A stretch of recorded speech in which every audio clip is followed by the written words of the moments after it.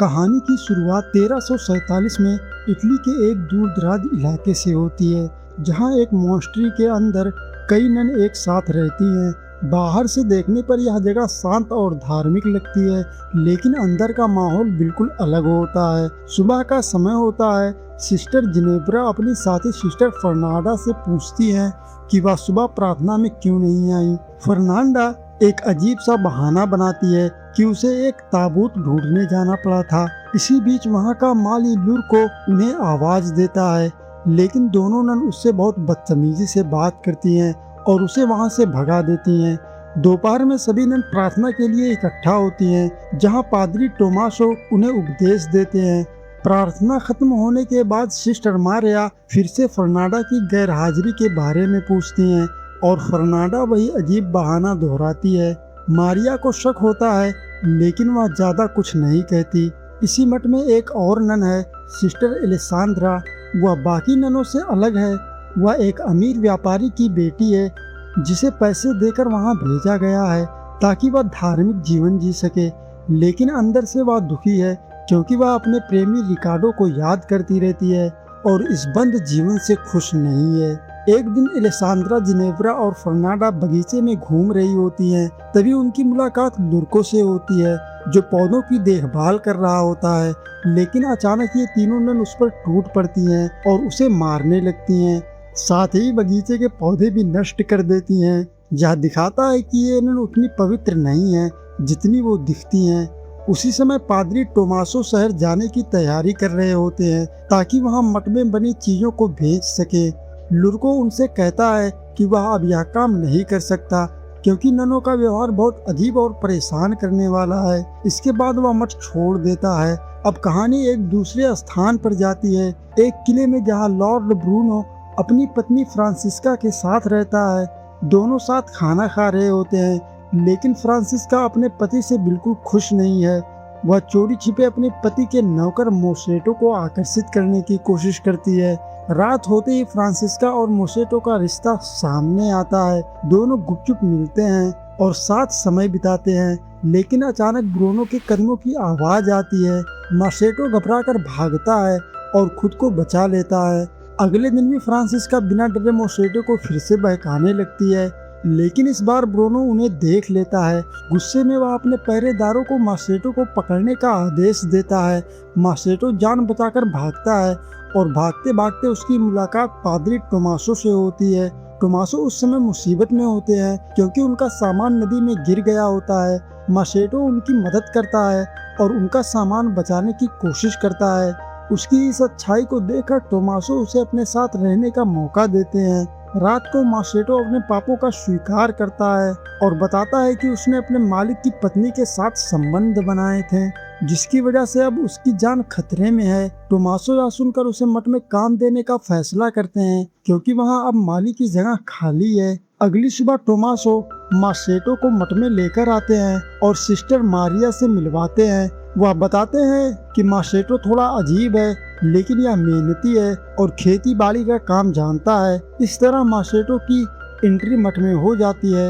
मठ में मोसेटो के आने से माहौल थोड़ा बदलने लगता है। जब सिस्टर फर्नांडा और सिस्टर एलेसांद्रा उसे पहली बार देखती हैं तो वो चौंक जाती हैं क्योंकि वहाँ किसी जवान आदमी का होना बहुत असामान्य है। खासकर फर्नांडा, जो स्वभाव में गुस्सैल है, तुरंत हाथ में डंडा लेकर मोसेटो के पास जाती है और उसे चोर तस्कर समझकर धमकाने लगती है। तभी वहाँ सिस्टर मारिया और जिनेब्रा भी आ जाती हैं और समझाती हैं कि मोसेटो अब यहाँ काम करेगा और लुर्को की जगह संभालेगा।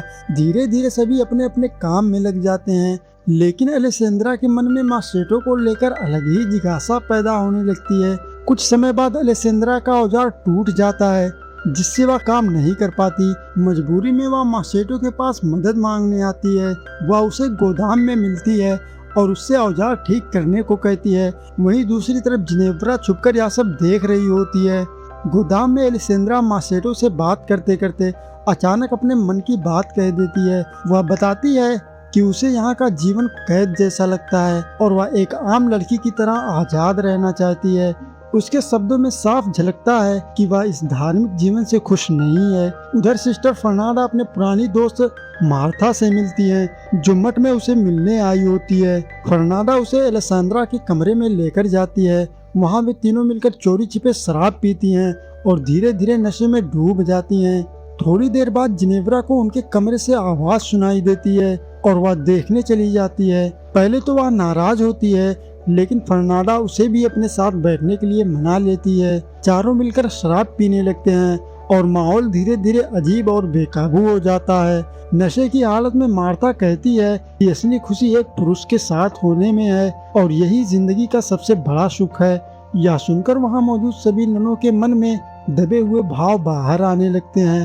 रात के अंत में नशे में धुत फर्नांडा और मार्था आपस में करीब आ जाती हैं और जिनेव्रा को भी इसमें शामिल करने लगती हैं। अगली सुबह एलेसेंड्रा का व्यवहार मसेटो के प्रति बदल चुका होता है। वह उसके पास आती है और उसे एक रुमाल देती है और धीरे धीरे उसके करीब आने लगती है। गर्म मौसम के कारण वह अपना सर ढकने वाला कपड़ा भी हटा देती है, जिससे वह पहली बार अपने असली रूप में दिखती है। कुछ ही देर में एलेसेंड्रा अपने जज्बातों को रोक नहीं पाती और मसेटो को चूम लेती हैं। दोनों के बीच एक रिश्ता शुरू हो जाता है, लेकिन तभी चर्च की घंटी बजती है और उन्हें अलग होना पड़ता है। उधर फर्नांडा और जिनेव्रा कपड़े धोते हुए पिछली रात की बातों पर चर्चा कर रही होती हैं। जिनेव्रा थोड़ी उलझन में होती है, लेकिन फर्नांडा उसे डांट कर चुप करा देती है। तभी एलेसेंड्रा वहां आती है और बताती है कि वह मसेटो के साथ बगीचे में काम कर रही थी। उसकी बातों से फर्नांडा को शक होने लगता है कि कुछ तो चल रहा है। इसी बीच वह अपने दोस्त मार्था के साथ मिलकर एक अजीब योजना बनाती है। फर्नांडा मार्था से कहती है कि वह एक खास पौधे बेलाडोना से एक द्रव्य तैयार करे। मार्था उस पौधे को उबालकर उसका रस निकालती है और फर्नांडा की आंखों में डालती है। वह चेतावनी भी देती है कि यह चीज पीने के लिए नहीं है, लेकिन इसका असर बहुत खतरनाक हो सकता है। यह सब छुपकर सिस्टर जिनेव्रा देख लेती है। उसके मन में भी जिज्ञासा पैदा होती है और वह बाद में खुद उसी तरह बेलाडोना का काढ़ा बनाकर पी लेती है, जो कि एक बहुत बड़ी गलती साबित होने वाली है।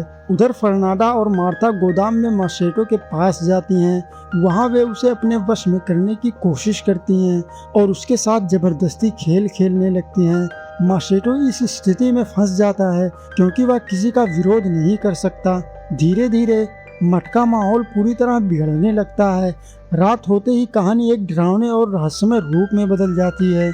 फर्नांडा और मार्था मसेटो को पकड़कर जंगल की ओर ले जाती हैं, जहां वो उसे बांध देती हैं, उसकी आंखों पर कपड़ा बांध देती हैं और एक अजीब धार्मिक अनुष्ठान की तैयारी करती हैं। आसपास कई और महिलाएं भी होती हैं जो आग के चारों तरफ नाच रही होती हैं। यह पूरा दृश्य बहुत ही अंधविश्वासी और डरावना लगता है, जैसे कोई बलि देने की तैयारी हो रही हो। दूसरी तरफ एलेसेंड्रा और जिनेव्रा चुपके से उनका पीछा करते हैं। जिनेव्रा पर बेलाडोना का असर अब साफ दिखने लगता है। वह अजीब हरकतें करने लगती है और उसकी सोच भी बदल जाती है। जंगल में पहुंचकर वे दोनों देखती हैं कि मसेटो को एक पत्थर से बांध दिया गया है और फर्नांडा उसे बलि चढ़ाने की तैयारी कर रही है। मार्था उसके ऊपर मिट्टी डालती है, जैसे कोई प्राचीन रस्म निभाई जा रही हो। तभी अचानक जिनेव्रा खुद को रोक नहीं पाती और आग के पास जाकर नाचने लगती है। उसका व्यवहार पूरी तरह असामान्य हो चुका होता है।